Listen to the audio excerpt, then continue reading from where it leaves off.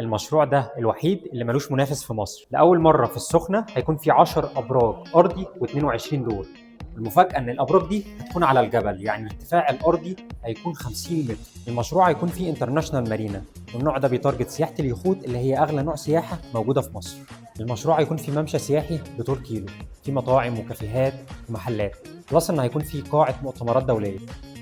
الوحدات الفندقية هتكون تحت إدارة ماريوت انترناشونال. المساحات بتبدأ من أول 60 متر لحد البنت هاوسز 450 متر. خليني أقول لك حاجة مهمة، في 2018 أبراج العالمين لما نزلت سعر المتر كان بيبدأ من 28,000. النهاردة سعر المتر معدي ال 200,000. نفس الفرصة دي بتتكرر دلوقتي في السخنة، والأهم إن السخنة على بعد 45 دقيقة بس من القاهرة. ستارت الأسعار هتبدأ من أول 10 مليون، وهيكون في وحدات دايركت على المارينا بتبدأ من أول 6 مليون بمقدم 5%، وقسط بتوصل لحد 10 سنين.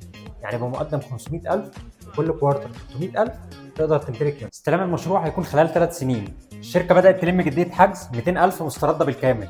كلمني